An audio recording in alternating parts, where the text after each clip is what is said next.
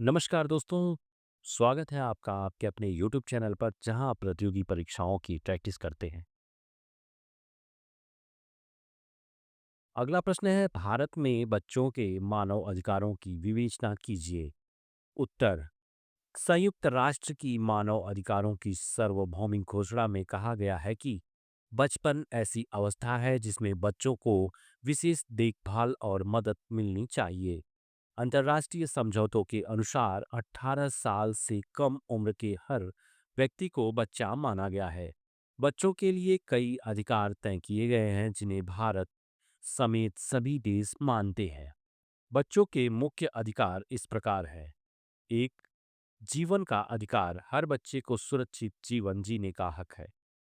दो, राष्ट्रीयता का अधिकार, हर बच्चे को किसी देश की नागरिकता मिलनी चाहिए। तीन, शिक्षा का अधिकार, बच्चे को पढ़ाई करने और सीखने का अधिकार है। चार, और व्यक्ति की स्वतंत्रता, बच्चा अपनी बात खुलकर कह सके। पाँच, स्वास्थ्य का अधिकार, बच्चों को अच्छे इलाज और स्वास्थ्य सुविधाएं मिलनी चाहिए। छः, विधिक संरक्षण का अधिकार, बच्चों को कानून द्वारा सुरक्षा मिलनी चाहिए। भारत का संविधान भी बच्चों की सुरक्षा और अधिकारों की गारंटी देता है। अनुच्छेद 24, 14 साल से कम उम्र के बच्चों से खतरनाक काम या कारखाने में काम नहीं कराया जा सकता। यह प्रावधान बच्चों को शोषण से बचाता है। अनुच्छेद 45, राज्य को यह सुनिश्चित करना है कि हर बच्चे को 14 साल की उम्र तक मुफ्त और अनिवार्य शिक्षा मिले। इस तरह भारत में बच्चों को शिक्षा, सुरक्षा, स्वास्थ्य और स्वतंत्र जीवन जीने का पूरा अधिकार दिया गया है। अगला प्रश्न, मानवाधिकारों व मूल अधिकारों में संबंध को बताइए। उत्तर, मानवाधिकारों के प्रति मानव प्राचीन काल से ही जागरूक रहा है। सामंती युग में शासक प्रजा के अधिकारों की उपेक्षा करते थे, किंतु समय समय पर विभिन्न घोषणाओं और दस्तावेजों के माध्यम से अधिकारों की अवधारणा विकसित हुई। इंग्लैंड में सन 1215 में मैग्ना कार्टा तथा 1689 में बिल ऑफ राइट्स ने जनता को अधिकार प्रदान किए। इस प्रकार फ्रांस में 1789 में अधिकारों की घोषणा की गई। भारत स्वतंत्रता से पूर्व अंग्रेजों के अधीन था और नागरिकों को मौलिक अधिकार प्राप्त नहीं थे, किंतु 26 जनवरी 1950 को संविधान लागू होने पर भाग 3 में नागरिकों को कुछ मौलिक अधिकार प्रदान किए गए। न्यायमूर्ति के सुब्बाराव ने इन्हें नैसर्गिक और अप्रतिदेय अधिकार कहा तथा श्री रामचंद्रन ने इसे भारत का अधिकार पत्र माना। अंतर्राष्ट्रीय स्तर पर संयुक्त राष्ट्र महासभा ने 10 दिसंबर 1948 को मानवाधिकारों की सार्वभौमिक घोषणा स्वीकार की, जिसमें 30 अनुच्छेदों में मानव के लिए आवश्यक अधिकारों का उल्लेख किया गया। यह घोषणा मानव के शारीरिक व मानसिक विकास के लिए आधारभूत मानी गई। मानवाधिकार की इस अवधारणा को अधिकांश लोकतांत्रिक देशों ने अपने संविधान में स्थान दिया। भारत में भी संविधान के भाग 3 में निहित मौलिक अधिकार वस्तुतः मानवाधिकारों का ही विधिक रूप है। कई ऐसे अधिकार भी जिन्हें संविधान में स्पष्ट रूप से शामिल नहीं किया गया, उच्चतम न्यायालय ने व्यापक व्याख्या द्वारा मौलिक अधिकारों का हिस्सा माना। इस प्रकार मानवाधिकार सार्वभौमिक है और मौलिक अधिकार उसके संवैधानिक रूप। न्यायपालिका इनके संरक्षण और प्रवर्तन की सबसे महत्वपूर्ण संस्था है। अगला प्रश्न, आश्रय क्या है? आश्रय से तात्पर्य है सरल तथा सक्रिय सुरक्षा। यह आश्रय जो एक राज्य द्वारा अन्य राज्य के राजनीतिक शरणार्थियों को उनकी प्रार्थना पर दी जाती है। आश्रय के दो तत्व हैं। एक, शरण जो अस्थायी सहारे से अधिक होती है तथा दो, सक्रिय सुरक्षा उन अधिकारों द्वारा जिनके क्षेत्र में आश्रय दिया गया है।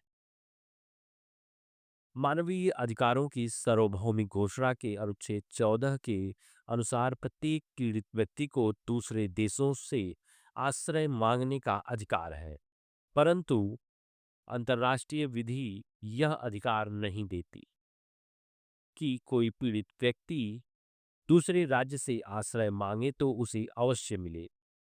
इस विषय पर राज्य का कोई उत्तरदायित्व नहीं बनता। अगला प्रश्न, प्रत्यर्पण क्या है?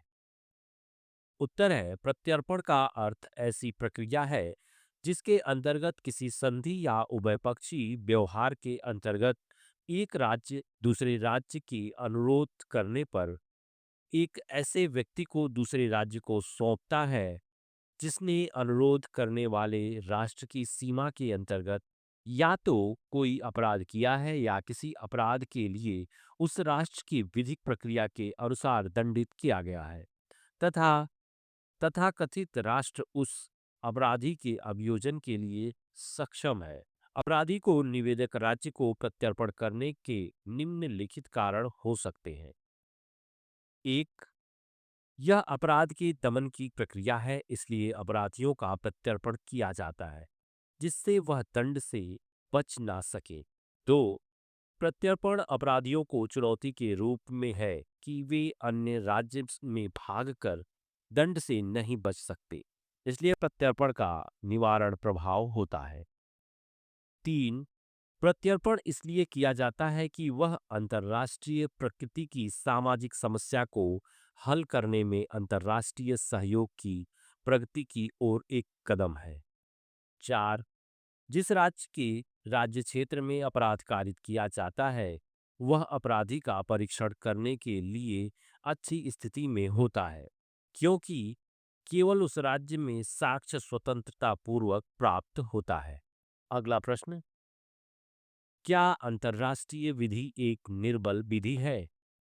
उत्तर, अंतर्राष्ट्रीय विधि निर्बल विधि है।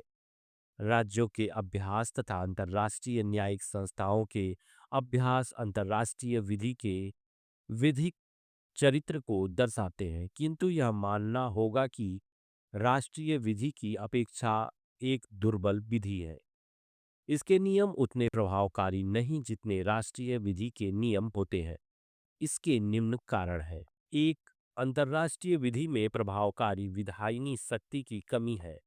अंतर्राष्ट्रीय विधि के नियम जो मुख्य रूप से अंतर्राष्ट्रीय संधियों तथा रूढ़ियों के परिणाम स्वरूप बने हैं राज्य के नियमों से क्षमता में तुलनीय नहीं है। कभी कभी संधियों के उपबंधों का पक्षकार अपनी इच्छानुसार निर्वचन करते हैं।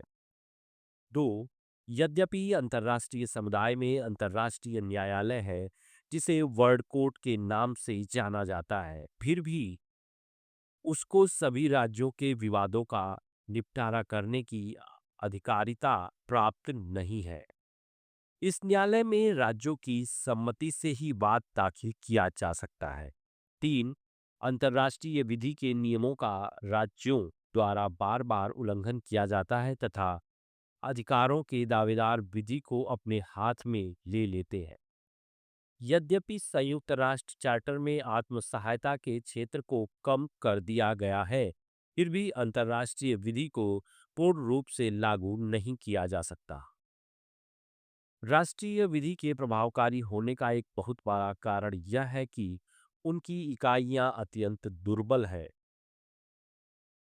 इस कारण इसके नियमों का उल्लंघन करने वाले के ऊपर प्रभावी ढंग से नियंत्रण किया जा सकता है। इन सभी कारणों से यह निष्कर्ष निकाला जा सकता है कि अंतर्राष्ट्रीय विधि राष्ट्रीय विधि की अपेक्षा दुर्बल विधि है। यद्यपि अंतर्राष्ट्रीय विधि और राष्ट्रीय विधि तो विभिन्न प्रणालियां हैं और दोनों में तुलना करना उचित नहीं कहा जा सकता, फिर भी यदि तुलना की जाती है तो यह निश्चित रूप से कहा जा सकता है कि अंतर्राष्ट्रीय विधि एक विधि है, किंतु यह एक दुर्बल विधि है। परंतु एक दुर्बल विधि भी विधि ही कही जाएगी। आज यदि अंतर्राष्ट्रीय विधि दुर्बल है तो यह केवल अपनी विशेषताओं और कुछ कमियों के कारण है। भविष्य में ये कमजोरियां दूर हो जाएंगी, तब अंतर्राष्ट्रीय विधि राष्ट्रीय विधि की तरह प्रभावशाली हो जाएगी।